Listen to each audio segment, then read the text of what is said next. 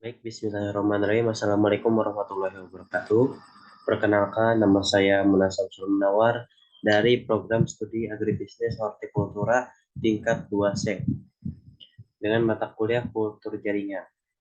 Baik, saya di sini akan mempresentasikan hasil bedah jurnal saya dengan judul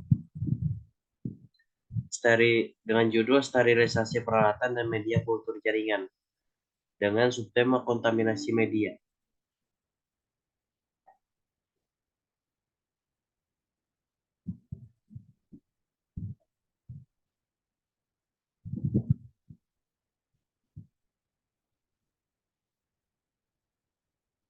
Baik, yang pertama yaitu pendahuluan. Kultur jaringan tanaman merupakan teknologi perbanyakan tanaman dari sel, jaringan maupun organ tanaman pada media padat atau cair dalam kondisi aseptik. Namun keseluruhan tanaman dapat diregenerasi dari jaringan kecil atau sel tanaman pada media kultur yang sesuai di bawah kondisi lingkungan yang terkendali. Menurut Geik 2017. Kelebihan utama dari teknologi kultur jaringan yaitu menghasilkan bahan tanam dengan kualitas tinggi dan seragam. Kegiatan ini juga dapat dilakukan sepanjang tahun dalam kondisi bebas penyakit dimanapun, tidak tergantung pada musim maupun cuaca. Jaringan tanaman atau kultur sel membutuhkan zat mineral, nutrisi, vitamin, dan gula sebagai sumber karbon. Namun, media ini juga sesuai dengan pertumbuhan bakteri dan jamur secara mikroorganisme yang menyerang jaringan tanaman maupun kultur sel pada umumnya tumbuh dengan cepat sehingga akan menghabiskan nutrisi dan menghasilkan racun yang dapat mempengaruhi pertumbuhan dan mematikan jaringan tanaman.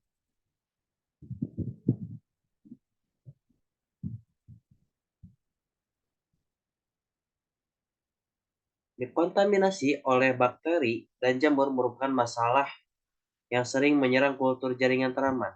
Sumber dari kontaminasi dapat berasal dari peralatan yang digunakan untuk memindahkan eksplan ke media, bahan tanam yang dipakai, serta ruang penanaman dan pertumbuhan eksplan.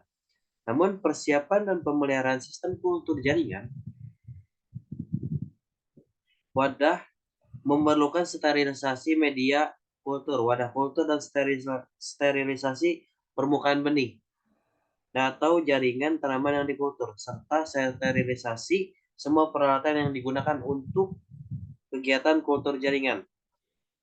Namun, spora jamur atau sel bakteri yang bersentuhan dengan media pertumbuhan akan mengkontaminasi eksplan secara tepat. Untuk mencegah terjadinya kontaminasi, perlu dilakukan sterilisasi peralatan. Nah, sterilisasi ini digunakan untuk membunuh dan membersihkan semua bentuk mikroba hidup dari peralatan dan bahan tanam yang digunakan menurut MISRA 2012. Next. Nah, sterilisasi peralatan terdiri dari 4 metode, yaitu metode sterilisasi basah atau steam sterilization method. Yang kedua, yaitu metode sterilisasi kering, yaitu dry sterilization method. Yang ketiga yaitu sterilisasi menggunakan api, dan yang terakhir yaitu sterilisasi menggunakan glass bead sterilizer. Yang pertama, metode sterilisasi basah. Metode sterilisasi basah dilakukan menggunakan autoclave yang dioperasikan dengan uap air di bawah tekanan. Nah, metode ini digunakan terutama untuk sterilisasi media, cairan, dan peralatan laboratorium. Peralatan yang peralatan laboratorium yang dapat disterilisasi menggunakan metode ini adalah sebagai berikut. Pertama, peralatan yang terbuat dari plastik berkualitas baik seperti poliprolen dan teflon FEP. Yang kedua yaitu peralatan yang terbuat dari kaca seperti botol, kultur, gelas beker, dan pipet. Namun suhu pada tekanan standar yang dibutuhkan pada proses sterilisasi ini menggunakan autoclave dilakukan pada suhu tinggi pada periode waktu tertentu. Lebih banyak disukai dibandingkan dengan suhu yang lebih rendah untuk waktu yang lebih lama. Namun beberapa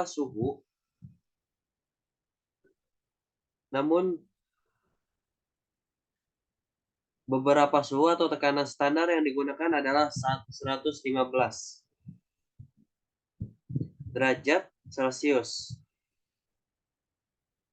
dan 121 derajat Celcius dan 132 derajat Celcius. Akan tetapi pada umumnya suhu dan tekanan yang digunakan adalah 121 derajat Celcius. Pengaturan waktu yang biasa digunakan dengan metode sterilisasi basah ini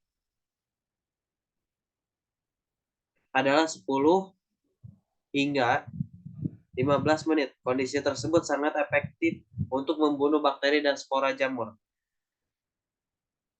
Hal yang perlu diperhatikan dalam proses sterilisasi ini adalah bahwa waktu sterilisasi ini dihitung setelah autoclave mencapai kondisi normal, yaitu pada suhu 121 derajat Celcius pada tekanan 15 PSI atau pound per inci persegi. Nah, bukan dimulai pada saat menekan tombol on. Selain itu, jangan pernah meninggalkan media kultur terlalu lama di dalam autoclave karena dapat mengakibatkan perubahan kimia pada media sehingga dapat menyebabkan pertumbuhan tanaman ini menjadi lebih buruk. Yang kedua, metode sterilisasi kering. Metode sterilisasi kering ini merupakan oven pengering laboratorium yang digunakan dalam sterilisasi kering. Peralatan yang terbuat sterilisasi ini membutuhkan waktu pemaparan yang lebih lama dan suhu yang lebih tinggi dibandingkan dengan sterilisasi dengan menggunakan metode basah. Namun, hal ini relatif tidak efisien, tetapi akan sangat berguna ketika digunakan untuk menghilangkan air pada peralatan dan sterilisasi pada peralatan yang terbuat dari logam. Nah, peralatan yang terbuat dari logam ini, apabila disterilisasi menggunakan metode sterilisasi basah, akan menyebabkan peralatan tersebut mudah berkarat dan menjadi tumpul.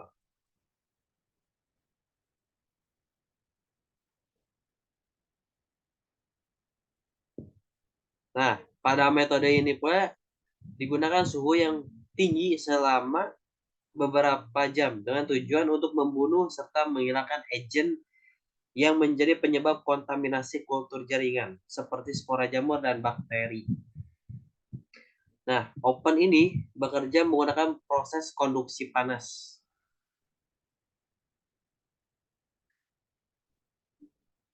Dengan terlebih dahulu memanaskan permukaan pada bagian luar pelaratan, kemudian menyerap panas dan memindahkan ke bagian tengah alat tersebut. Nah, oven ini digunakan harus memiliki kipas terpasang di dalamnya dengan tujuan agar sirkulasi udara panas dapat berjalan dengan baik. Peralatan yang akan disterilisasi dianjurkan agar tidak terlalu banyak sehingga kinerja oven dapat maksimal.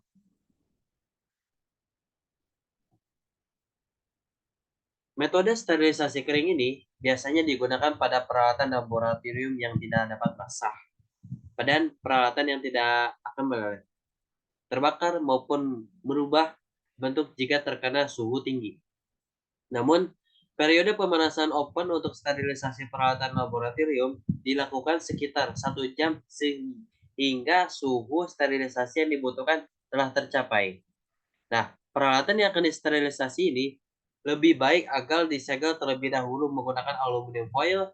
Disarankan agar tidak menggunakan kertas. Suhu sterilisasi lebih dari 170 derajat Celcius dikarenakan kertas akan terurai pada suhu tertentu. Selanjutnya yaitu ada sterilisasi menggunakan api.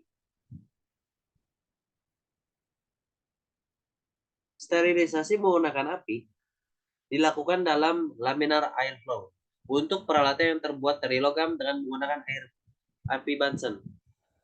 Dengan menggunakan api Bunsen, peralatan tersebut seperti pinset dan scalpel.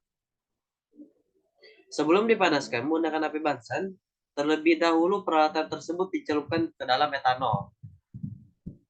Dengan konsentrasi 70%, etanol ini memiliki sifat yang sangat mudah menguap dan mudah terbakar sehingga proses pembakaran yang membutuhkan kehati-hatian dan konsentrasi agar dapat meminimalisir resiko menurut ISRA 2012. Selanjutnya yaitu ada sterilisasi menggunakan glass blend sterilizer.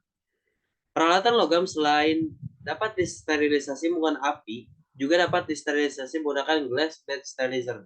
Alat sterilisasi ini memiliki panas 275 derajat Celcius hingga 350 derajat Celcius sehingga mampu membunuh spora, jamur, dan bakteri yang menempel pada permukaan peralatan yang akan kita gunakan. Peralatan yang digunakan hanyalah perlu dimasukkan ke dalam manik-manik yang telah dipanaskan selama 10 hingga 60 detik. Kemudian, sebelum digunakan terlebih dahulu, didinginkanlah. Nah,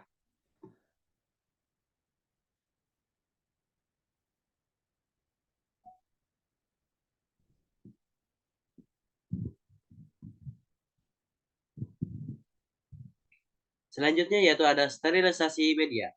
Media kultur jaringan harus disterilisasi dengan benar, karena selain pendukung pertumbuhan dan perkembangan lifespan, media juga merupakan sumber munculnya kontaminasi menurut Bojiwani dan Dantu 2013. Nah, terdapat dua metode umum yang digunakan sterilisasi media kultur, yaitu menggunakan autoclave dan membran filtrasi di bawah tekanan positif.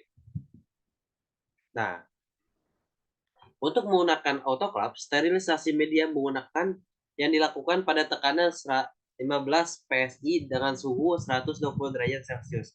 Nah, untuk cairan dengan volume 100 ml atau lebih sedikit dibutuhkan waktu autoclave selama 10 hingga 20 menit. Sedangkan untuk volume cairan yang lebih besar yaitu 2 hingga 4 liter dibutuhkan waktu 30 hingga 40 menit dimulai ketika mencapai suhu dan tekanan tertentu.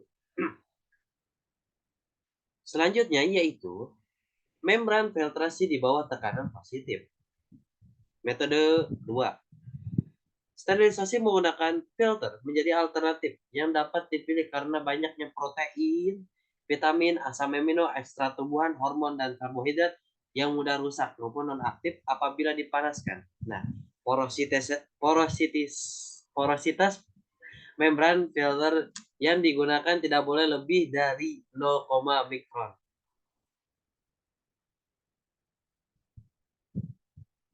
Nah, botol kultur terlebih dahulu disterilisasi. Botol kultur terlebih dahulu disterilisasi menggunakan autoclave sebelum digunakan sebagai wadah media. Pada umumnya, filter ini terbuat dari selulosa asetat atau selulosa nitrat dan tersedia dalam unit plastik sekali pakai yang disterilisasikan. Selama proses sterilisasi, membran filter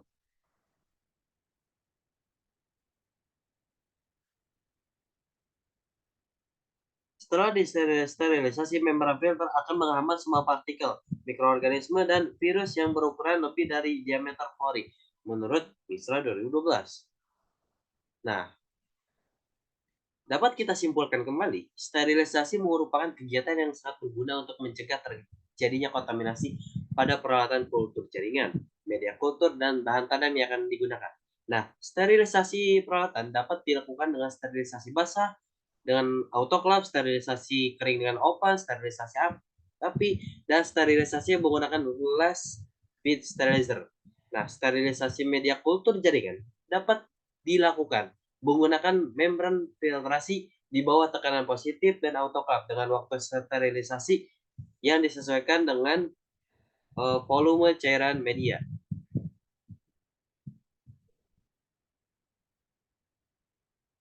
Nah, berikut ada referensi yang telah menjadi acuan saya dari jurnal Wulandari dengan judul Sterilisasi Peralatan dan Media Kultur Jaringan Agroteknologi Innovation dengan volume 4 halaman 16 sampai 19